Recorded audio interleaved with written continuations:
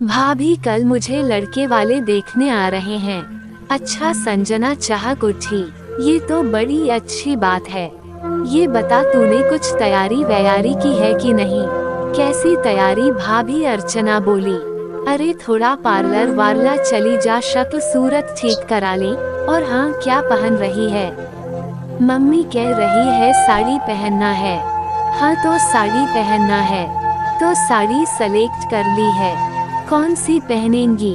अरे कहाँ भाभी, अम्मा के पास तो कोई ढंग की साड़ी भी नहीं है और कह रही है इसी से पहन लेना। अच्छा तू परेशान न हो, देखती हूँ मैं तेरी साड़ी तैयार करा दूंगी। अर्चना संजना के मकान मालकिन की बेटी थी। संजना को इस मकान में किराए से आए हुए अभी 6 महीने ही हुए हैं। संजना के एक 7 महीने की बेटी है जिसको प्यार दुलार करने के लिए अर्चना अक्सर संजना के पास आ जाती है। धीरे धीरे अर्चना और संजना में दोस्ती होती जा रही थी। अर्चना ग्रेजुएशन पूरा करके आगे कुछ और पढ़ाई करने की सोच रही थी, लेकिन कंफ्यूज थी कि क्या करें। घर में कोई ज्यादा पढ़ा लिखा नहीं था, बस सभी काम भर का पढ़ाई कर रहे थे। अर्चना का एक बड़ा भाई था जो रेलवे में नौकरी करता था और 3 भाई अर्चना से छोटे थे जो अभी पढ़ ही रहे थे। अर्चना देखने सुनने में काफी सुंदर थी, लेकिन बहुत दबी दबी सी, सकुचाई सी, शर्मीली सी थी। ज्यादा किसी से बातचीत भी नहीं करती थी, कहीं आती जाती भी नहीं थी।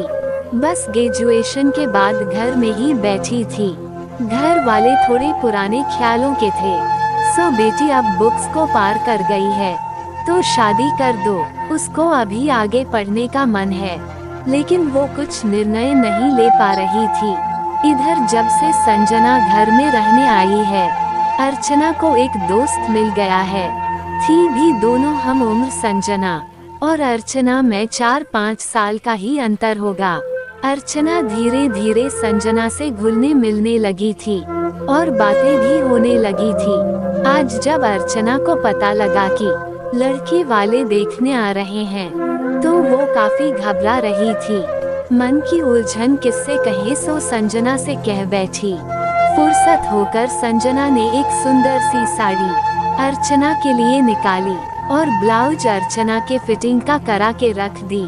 लो अर्चना, कर यही साड़ी तुम पहनना और जरा तैयार हो जाओ, अभी हम लोग पार्लर चल रहे हैं। अरे क्या भाभी, छोड़ो, अर्चना बोली। क्यों छोड़ो, जल्दी तैयार हो जाओ, गुड़िया को अम्मा के पास छोड़ देंगे। गुड़िया को आंटी के पास छोड़कर अर्चना और संजना पार्लर गई। वहाँ अर्चना का थोड़ा सा बाल वगैरह सेट कराया, आईब्रो ठीक कराई। वैसे अर्चना रूप रंग में तो सुंदर तो थी ही। दूसरे दिन लड़के वाले अपने तय समय पर आ गए। संजना ने अर्चना को अपनी साड़ी पहनाई और सलीके से तैयार करके ले गई। ना करने की तो कोई गुंजाइश ही नहीं थी। लड़के वालों ने हाँ कर दी और आगे पढ़ाने का आश्वासन भी दिया। लड़का विनीत इंजीनियर था। सबके जाने के बाद अर्चना संजना के गले से लिपटकर धन्यवाद करने लगी।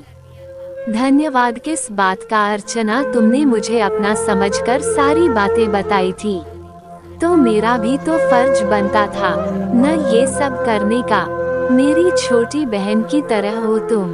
अच्छा ये बताओ, विनीत तुम्हें पसंद है न? संजना ने चुटकी ली। हाँ भाभी, और शर्म से अर्चना का चेहरा लाल हो गया। आज अर्चना की गोद भराई का कार्यक्रम था घर पर। अब तो अर्चना की अम्मा ने भी अपना की पूरी जिम्मेदारी संजना पर सौंप दी। देख दो भाई, संजना अर्चना को कैसे तैयार करना है, और हाँ मेरी भी मदद करवाना घर में। और तो कोई महिला है नहीं, अर्चना ही कराती थी तो आज उसका काम है, इसलिए तुम्हें करना है। और नाश्ता वगैरह कैसे और किन प्लेटों में लगाना है और क्या जरूरत है सब देख लो। हाँ आंटी, आप फिक्र न करें, मैं सब देख लूंगी। संजना ने अपनी बनारसी साड़ी अर्चना को पहनाई और थोड़े अपने जेवर भी पहनाए। हल्के फुल्के मेकअप से ही अर्चना का रूप रंग निखर आया था। संजना ने देखा आंटी के घर पर प्लेटें वगैरह कुछ ठीक नहीं थे, तो संजना ने अपना कांच का सेट निकाला और खूब अच्छे से सारी तैयारी कर दी। आज तो आंटी भी संजना की तारीफ कर रही थी। 3 महीने के बाद की शादी की डेट निकाली गई। शादी भोपाल से होनी थी। अर्चना संजना के पीछे पड़ गई कि भाभी, शादी में आपको भोपाल चलना ही है, आपके बिना मैं शादी नहीं करूंगी। तो क्या मुझे भी ससुराल साथ ले जाएगी? संजना ने अर्चना से ठिठोली की। अच्छा बाबा, चलूंगी भोपाल, चिंता मत कर। अब घर के कपड़े सामान से लेकर लड़के वालों को देने के लिए कपड़े वगैरह सब कुछ में संजना से राय ली जाती। अर्चना की साड़ियाँ, जेवर सब संजना को दिखाकर फाइनल किया जाता। अर्चना की बारात दरवाजे पर लग रही थी। बारात में काफी महिलाएं थीं, जिनकी अगवानी के लिए अर्चना की तरफ से कोई भी महिला आगे नहीं आ रही थी। सब घूंघट की ओट से दूर खड़ी होकर देख रही थी। अम्मा ने कहा, संजना जरा तुम जाकर देखो जो औरतें बारात में आई है। संजना ने खुशी खुशी सब संभाल लिया था। बाराती महिलाएं संजना से पूछती, आप अर्चना की कौन है? अब संजना क्या बताएं कि मैं कोई अर्चना की रिश्तेदारों नहीं हूँ, लेकिन अर्चना और उसके परिवार से मेरा दिल का रिश्ता है। अंत में विदाई की घड़ी आ गई। अर्चना संजना के गले लगकर खूब रोई। संजना, भाभी आप ना होती तो कुछ भी ठीक से न होता।